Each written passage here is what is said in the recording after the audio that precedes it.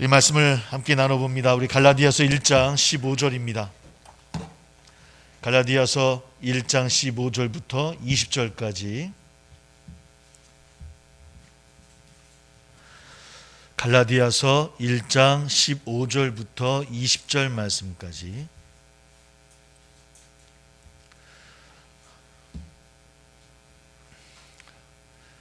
(302쪽이) 되겠습니다.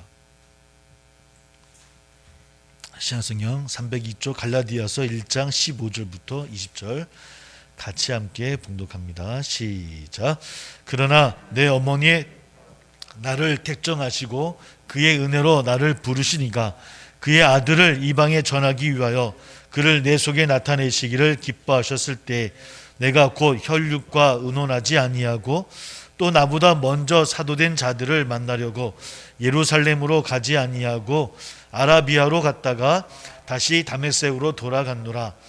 그 3년 만에 내가 게바를 방문하려고 예루살렘에 올라가서 그와 함께 15일을 머무는 동안 주의 형제 야고보 외에 다른 사도들을 보지 못하였노라. 보라, 내가 너에게 쓰는 것은 하나님 앞에서 거짓말이 아니로다. 아멘. 지난주에도 계속 나눴던 말씀 계속 또 이어나갑니다. 바울이 계속해서 복음과 자신의 또 사도직이 은혜와 계시로 된 것이다라고 하는 것을 계속해서 강조하면서 이야기를 합니다. 은혜와 계시로 된 것을 강조하는 이유는 바로 복음과 그의 사도직이 어떤 성격을 지니는지 강력하게 논증하기 위해서입니다. 그렇다고 한다면 복음과 사도직이 대체 어떤 성격과 의미를 가지는가를 우리가 한번 살펴봐야 되겠죠. 그러니까 바울이 이야기하는 복음, 그가 이야기하는 사도직은 대체 어떤 성격, 또 어떤 의미를 가지고 있는가. 간단하게 결론부터 이야기한다면 모두 하나님으로부터 기원을 두고 있고 거기가 출발점이자 또 근간이라고 하는 그런 의미가 담겨져 있습니다. 그러니까 사도직도 또 자신의 복음도 누구로부터? 바로 하나님으로부터 온 것이다 라고 하는 것을 이야기하고 있더라는 겁니다.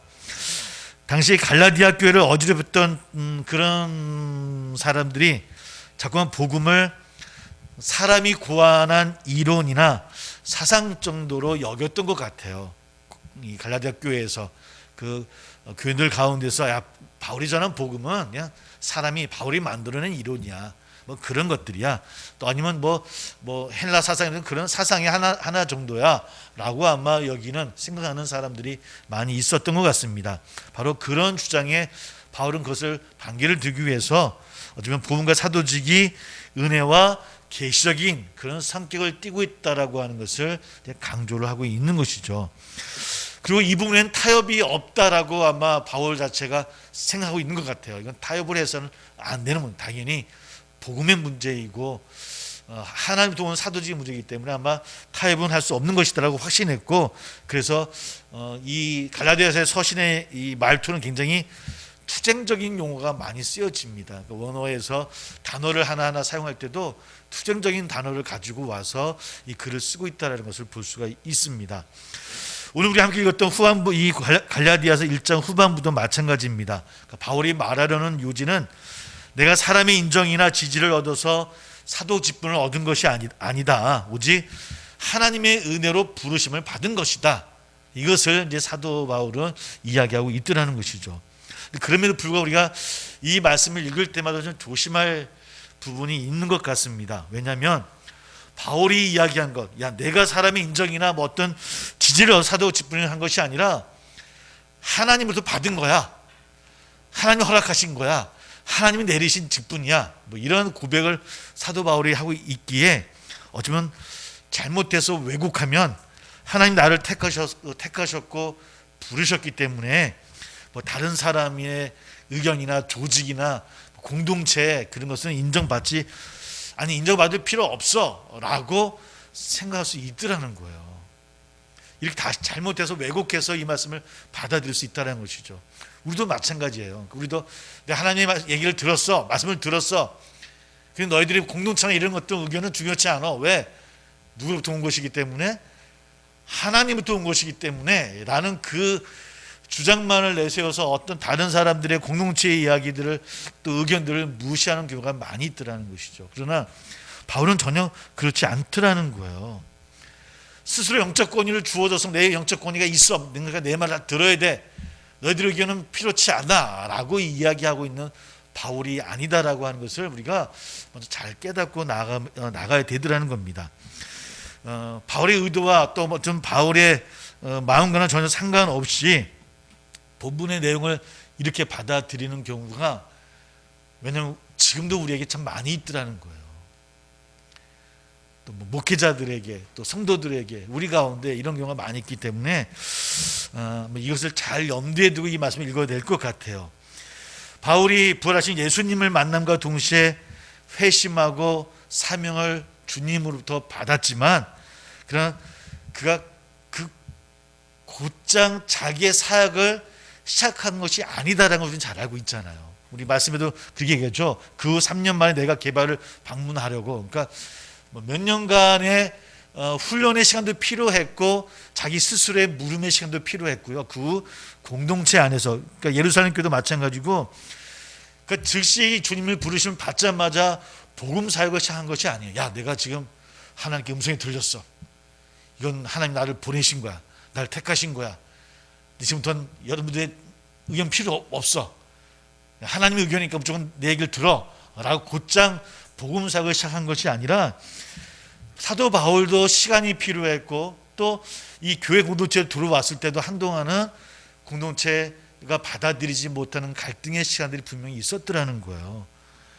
그래서 사실은 갈라디아에서 바울이 이야기하고 있는 것은, 강조하는 것은 사람이나 어떤 조직의 인정을 우선하는 것은 아니지만, 하나님의 계시와 은혜가 우선되어지는 것은 당연하지만, 그럼에도 불구하고 교회 공동체들과 또 사도들의 인정을 끝까지 무시했다라고, 그렇게 이 말씀을 읽어서는 오류라고 하는 것을 우리가 오늘 잘 기억하고 말씀을 나아가는 우리 되기를 소망합니다. 바울은 우리가 뭐 여러 곳에서 우리가 알아보고, 우리 사도행전을 우리 공부했지만, 언제든지 스스로가 하나님 말씀을 들었다 할지라도 독단적으로 행동할 때가 거의 없었어요.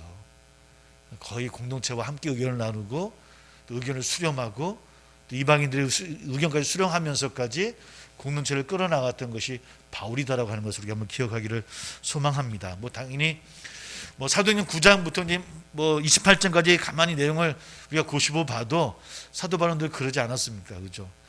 이방인들까지도 다 그 의견을 수렴하고 받아들이고, 하나님이 허락하셔서 하나님의 사명으로 그 사역을 시작하긴 했지만, 그러나 자신의 직분이나 사명을 독단적으로 행하던 사람은 아니었다라고 하는 것.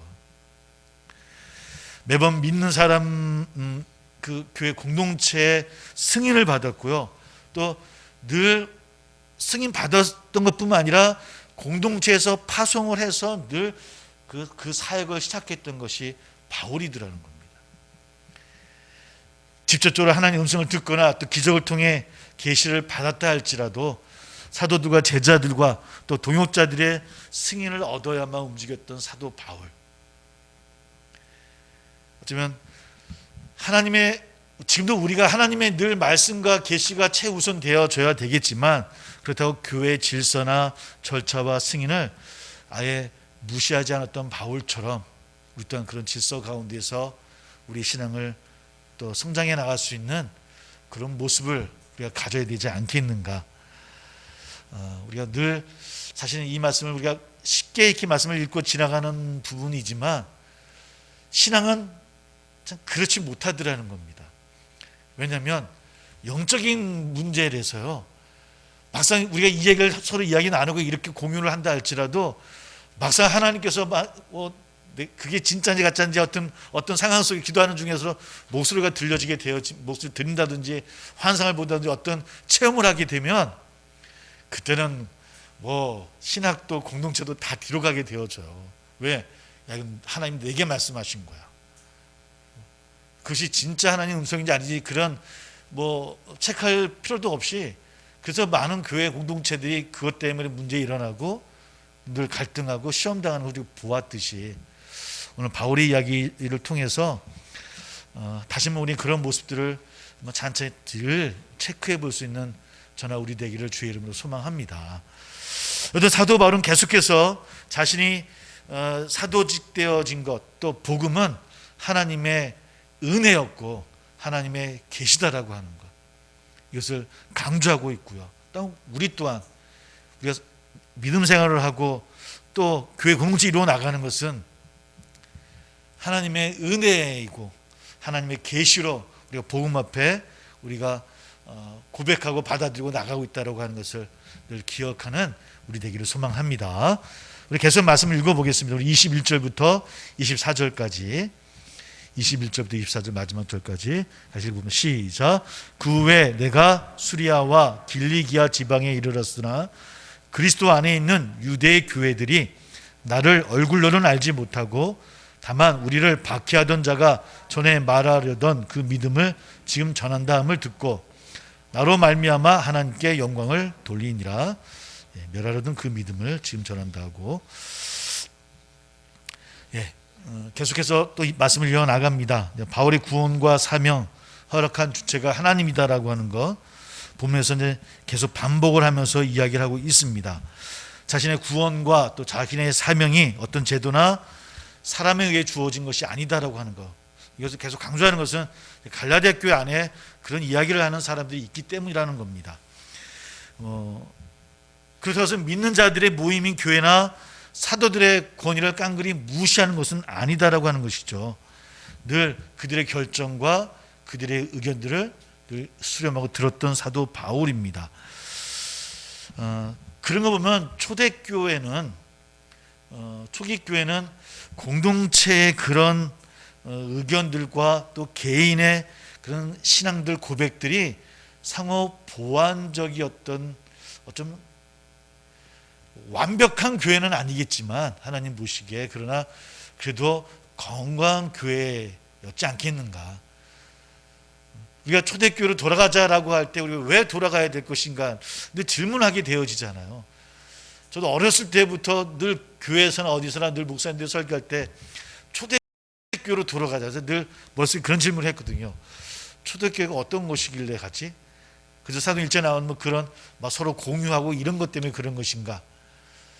여러 가지 많은 이야기를 말씀을 통해서 우리가 기억해 보면 초대교회의 가장 강점은 그거였던 것 같아요.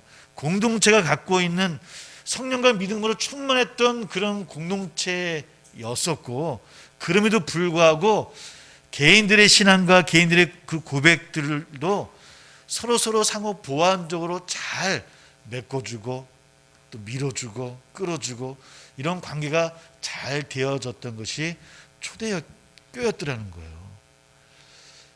그래서 그들이 어떤 바람이 분다 할지라도 그런 상호 보완적인 것이 잘 되어 있었기 때문에 그 공동체를 흔들 수 없었다라고 하는 것이죠.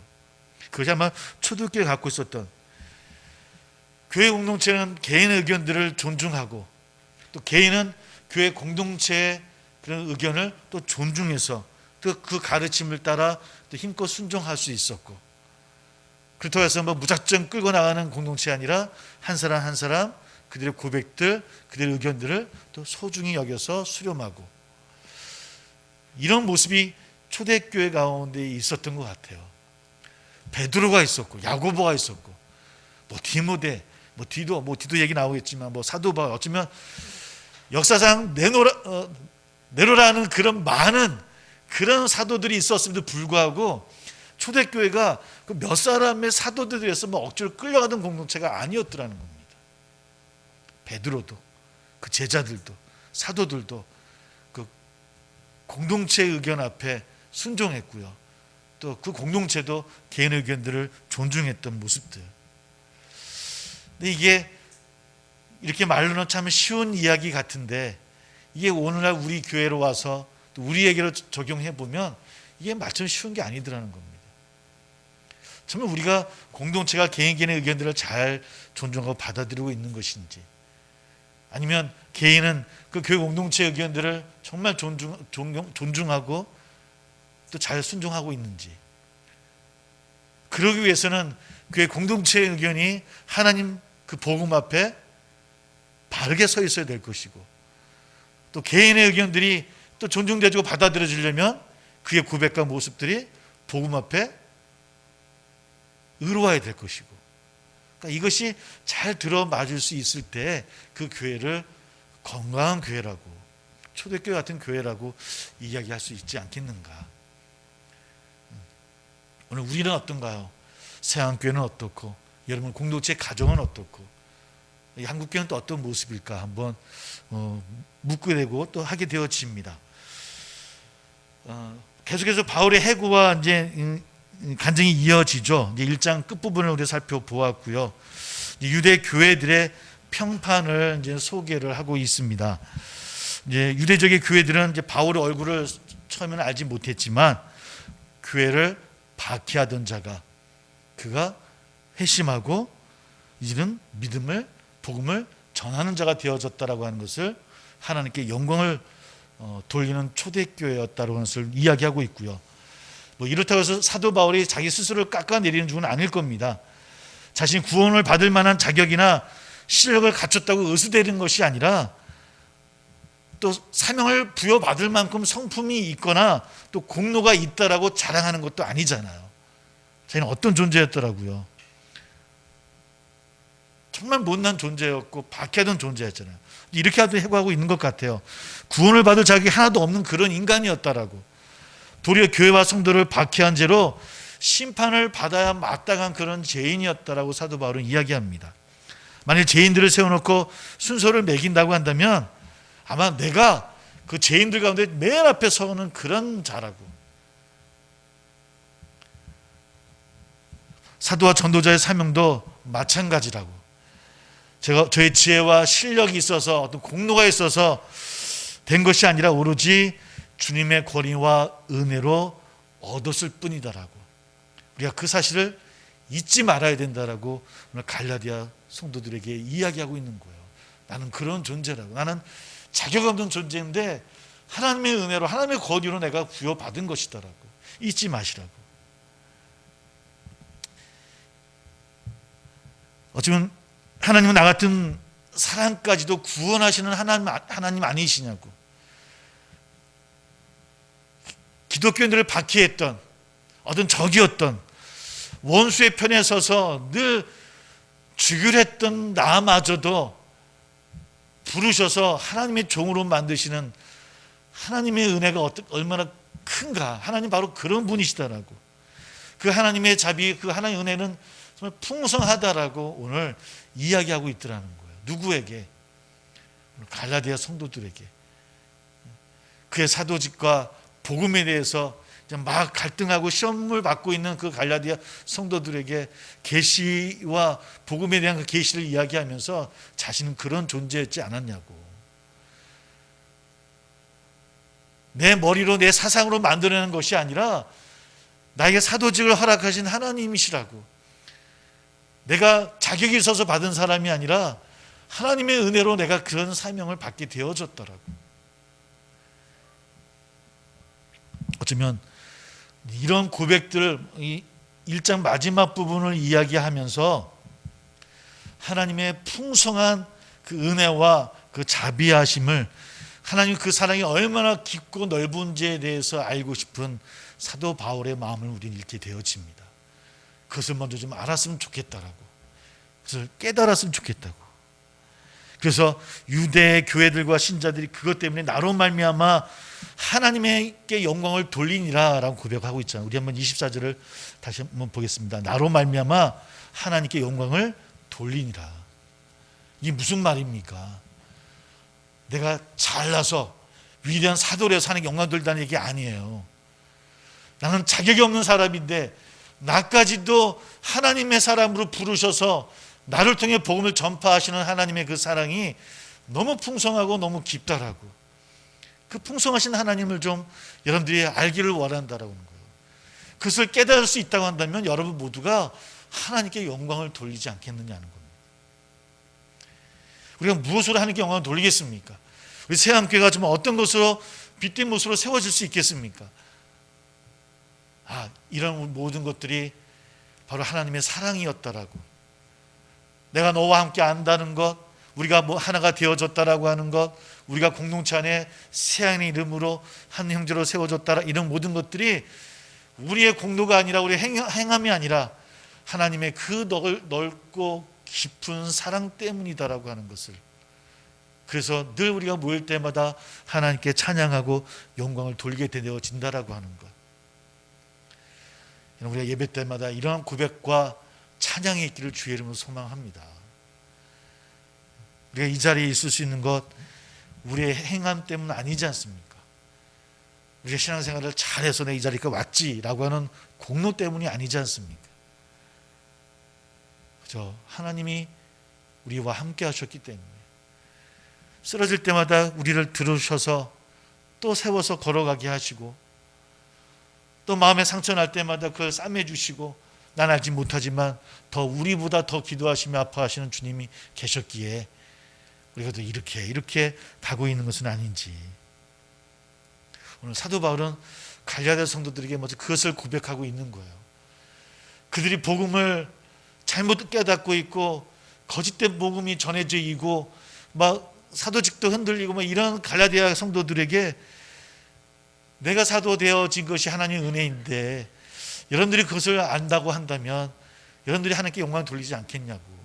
나 같은 존재까지도 세우시는 하나님인데 여러분들은 어떻게 했냐라고 이야기하는 사도 바울의 진심이 오늘 우리에게도 들려주기를 주의 이름으로 소망합니다.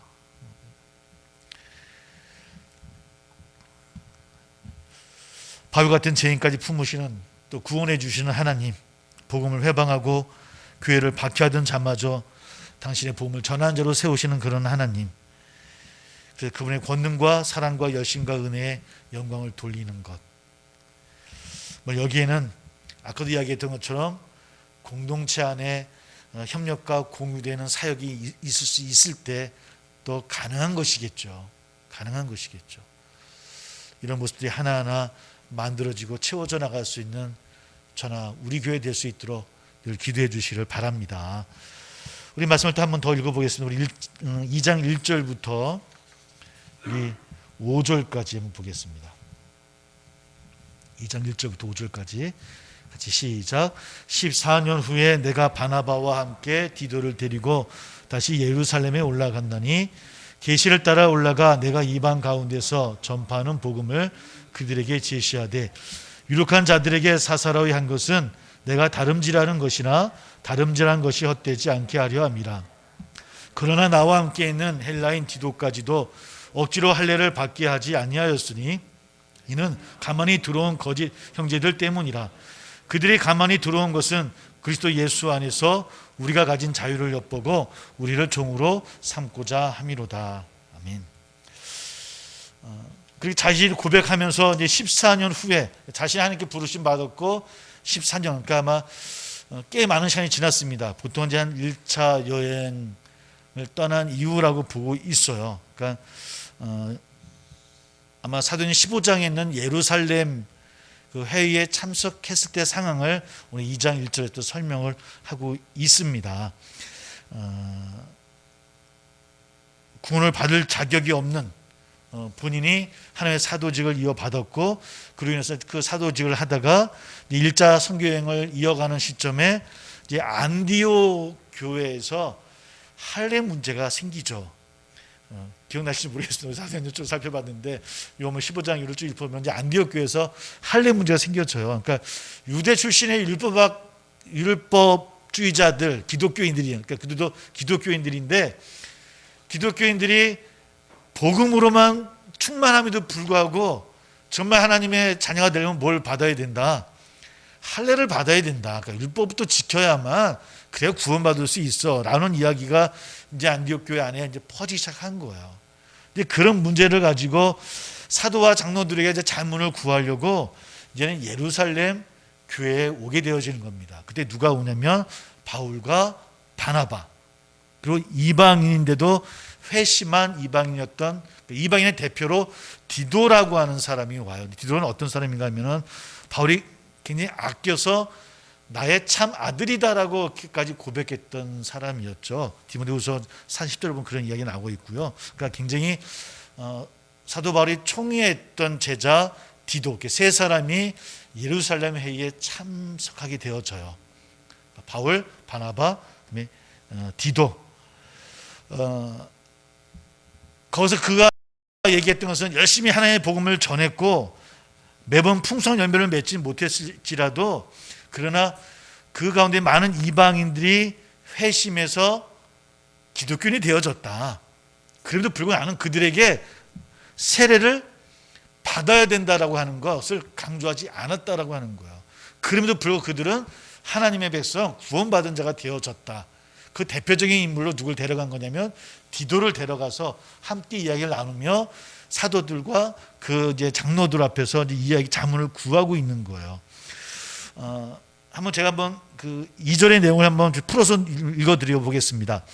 나는 하나님의 계시를 받고 예루살렘에 올라가 내가 이방인들에게 전파하는 기쁜 소식을 공식 석상에서 전하였고 지도자들에게는 개인적으로는 설명을 했습니다. 그것은 내가 과거에 한 일과 현재 하는 일이 헛되지 않을까 염려해서입니다.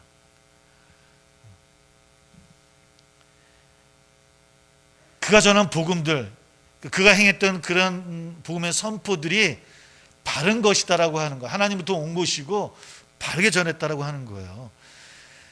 세례를 강조하고 할례를 강조하고 율법을 강조한다 할지라도 그러나 진짜 하나님의 계시로 주어진 복음을 그들에게 잘 전달했고 그들이 하나님의 구원 세례를 받고 그들 또한 하나님의 구원받은 자로 되어졌다라고 하는 것. 이것을 내가 강조하고 있고 설명을 합니다. 이것을 디도까지 데려와서 설명하는 것은 지금까지 했던 일들이 헛되지 않은 일인 것이고 바른 일이고 지금 또 내가 해야 될 일들도 그러한 일들인데 이것은 하나님 앞에 바른 일입니다 라고 하는 것을 그 예루살렘 교회에서 그가 사도 바울이 이야기합니다. 이것은 어떤 타협을 하거나 사실은 자문을 얻으러 갔지만 그렇다고 해서 사도 바울이 그 사도들하고 장로들과 타협을 하려고 간 게 아니었어요. 늘 사도 바울이 그 어떤 상황 속에서도 늘 그들에게 그들 의견을 수렴하고 그에 따라 순종했던 사람이긴 하지만 복음의 문제에 있어서만큼은 타협이 아니라 바른 것이다라고 하는 것을 강조하고 그들 앞에 굽히지 않았던 사도 바울이라고 하는 거예요. 똑같이 갈라디아 교인들이 그렇게 이야기하는 겁니다. 내가 행하는 모든 것들이 지금 여러분과 함께는 타협할 문제가 아닙니다. 내가 사도직 되어진 것, 또 그렇게 그런 과정을 거친 것, 예루살렘 회의에 가서 내가 그들과 함께 이야기 나눴던 것들 모두가 바로 복음을 지키기 위함입니다. 내 사도직에 하나님으로부터 왔던 것처럼 그런 직분으로 여러분들에게 전했던 그 복음은 하나님으로부터 온 것이고 하나님으로부터 온 복음은 타협할 수 없는 것이다라고 하는 것을 오늘 갈라디아 교인들에게 설명하기 위해서 자신의 이야기를 하고 있더라는 것이죠. 그만큼 지금 사도 바울은 무진장 애를 쓰고 있는 거예요. 처음부터 이놈들아 니들이 지금 정신이 있느냐 그거 거짓이야 이렇게 호통치는 게 아니라 차근차근 자신이 어떻게 사도직이 되어졌는지 어떻게 복음을 전폐했는지 어떤 이야기를 했는지 어쩌면 설득될 때까지 또 설명하고 또 인내하는 사도 바울이더라는 겁니다. 우리가 그렇게 할 수 있을지 모르겠습니다. 저도 그렇게 할 수 있을까? 그렇게 못할 것 같아요. 근데 사도 바울의 그의 삶들 15년, 20년, 30년 그의 복음의 전파 삶 동안에 그는 늘 그렇게 설득하고 기다리며 인내하며 어떨 때는 그들이 이야기하는 것을 또 수렴하고 받아들이면서까지 이방인들에게 또 유대인들에게 싸워야 할 때는 치열하게 싸웠지만 복음의 문제에 있어서는 그러나 복음이 전파되어지기 위해서는 그들을 안고 갈 수 있었던 사도 바울, 오늘 갈라디아 교인들에게 쓰는 편지도 바로 그런 마음으로 쓰고 있더라는 겁니다. 어떤 처음부터 강하게 좀 투쟁적인 언어를 많이 사용했음에도 불구하고 그러나 하나하나 설명해 나가는 사도 바울의 모습을 통해서 오늘 우리들의 모습은 한번 이렇게 또 되돌아보게 되어져요. 욱하는 저도 매일 집에서 왜 이렇게 욱하냐고 오늘도 저희 큰아들 준하하고 아침부터 저녁까지 욱하며 싸운 것 같아. 싸우던 것 같아요. 키 크다고 막 이제 막 그 아버지 그 아들이라고 말만 하면 욱욱 해가지고 오늘 내가 그 설교해야 되는데 큰일 났다는 마음으로 사실 왔긴 왔거든요. 근데 사도 바울은 그러지는 않았다는 거예요. 차분하게 설득하고 또 설명해보고 어떨 때는 또 치열하게 그것을 맞서서 그 복음을 또 전파하고 그 길이 십자가의 길이라는 것을 사도 바울은 처음 주님 만날 때 알았잖아요. 알았어. 알지 못했겠습니까? 예수 믿는 자들을 죽이러 갔던 그가 주님을 만났고 그 부르심을 받아서 너 내 길을 가야 된다고 이야기하셨을 때 사도 바울은 알지 않았겠습니까? 야, 내가 이 길을 가는 나를 이렇게 부르신 이유는 야, 나를 그 길로 가게 하시려나 보다. 알지 않았겠습니까? 어쩌면 더 강하게 더 세게 나갈 수 있었던 사도 바울임에도 불구하고 한 생명을 위해서는 한 교회를 위해서는 설득해 나가고 인내하는 어쩌면 주님만큼은 아니지만 그렇게 주님을 따라가는 사도 바울처럼 우리도 그렇게 주님을 따라가는 우리의 모습이 되어야 되지 않을까. 조금만 틀려도 그냥 공격적이 되어지고 조금만 달려도 나와 너가 적이 되어져야 되는 이것이 뭐 세상뿐만 아니라 우리 교회 안에서도 교단과 교회가 그런 것처럼 그렇게 서로 때리기에 바쁜 우리들이지만 그러나 한 번은 또 중요한 때만큼은 우리가 기다리며 설득하며 기도하며 우리가 복음을 들고 나가야 되지 않을까. 물론 지금은 어쩌면 우리 교회가 오늘 이제 백신이 처음 이제 출하가 됐죠. 회복하는 첫 단계가 되어질 텐데 언제쯤 평상의 모습으로 회복되어질지 모르겠지만 분명한 것은 교회가 예전같이 그런 시선으로 처음부터 바라보진 않을 것이다라고 우리가 얘기할 수 있을 것 같아요. 우리는 더 많은 것을 참아야 될 거예요. 저희도 목사도 마찬가지고 성도들을 볼 때마다 그것이 참 죄송하고 미안하고 또 어떨 때는 안쓰러울 때도 있고요. 아마 여러분들 직장 다니시는 분들은 벌써 아마 그런 것들이 아마 몸에 아마 마음속에 아마 부딪히고 계실 거예요. 예전 같지 않다라고 하는 것. 이제 어쩌면 우리가 더 많이 참아야 되고 더 인내해야 되고 또 더 설득도 해야 되고 아니 더 또 많이 보여줘야 되겠죠. 삶으로 이제. 그렇지 않으면 어쩌면 우리 교회가 확장돼 하나님 나라 확장되고 부흥한다는 그런 모습들이 쉽지는 않을 것 같아요. 그러나 그럼에도 불구하고 우리는 초대교회를 바라보면 가능성이 있지 않습니까? 초대교회가 로마의 국교가 되어질 때까지 10% 넘은 적이 없어요. 처음에는 0.2%, 2%도 안 됐어요. 그 교회가 세상 사람들에게 참 좋은 사람들이라고 착한 사람들이라고 이야기 들으면서 그 교회가 성장할 수 있었던 것처럼 저는 교회는 그 시대가 어떤 상황이 있든 간에 어떤 모습이든 간에 교회는 희망이 있습니다. 왜? 하나님이 함께 하시고 하나님 믿는 성도들은 또 그렇게 가는 우리의 신앙의 여정이니까.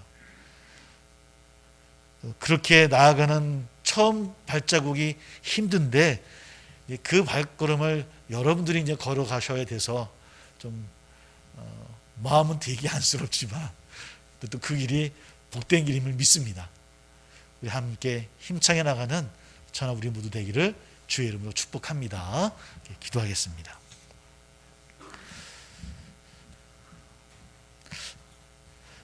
함께 기도합니다. 먼저 우리 사랑하는 자녀들이 곧 개학을 합니다. 우리 교회 또 어린이 학생부도 있습니다. 벌써 우리 믿지 않는 우리 주일학교 어린이들은 부모님들이 벌써 전화하고 연락을 드리면 많은 어려움이 있어요. 우리 어린이부, 학생부, 우리 귀한 자녀들 위해서 기도해 주시고 교회가 빨리 회복되어질 수 있도록 나라가 회복되어질 수 있도록 함께 기도해 주시고 또 개인의 기도 함께 짧은 시간이지만 함께 기도하는 시간 갖기를 소망합니다. 사랑해 주님 감사를 드립니다. 예배함을 통해서 저희들 능력을 얻으며 다시 다짐하며 결단하며 나가는 우리 되기를 소망합니다. 사도 바울처럼 우리 또한 하나님의 은혜와 계시로 세워진 귀한 자리임을 늘 깨닫게 도와주시고 내가 있음이 하나님의 은혜임을 고백하며 찬양하는 우리 모두 될 수 있도록 인도하여 주옵소서. 복음의 선포로 나가는 우리의 삶이 어쩌면 참 녹록지 않은 그런 시대를 우리는 맞서고 있습니다. 우리 성도들의 발걸음과 그 손길들을 주님이여 함께하여 주셔서 우리 성도들의 삶을 통해서 하나님 나라가 빛된 모습으로 세워질 수 있도록 저들을 통해 하나님 영광받아 주시옵시고 성도들을 통해서 많은 일들을 이루게 하여 주시옵소서. 이 팬데믹 시대에 빠른 회복의 시간이 우리에게 이어지기를 소망합니다.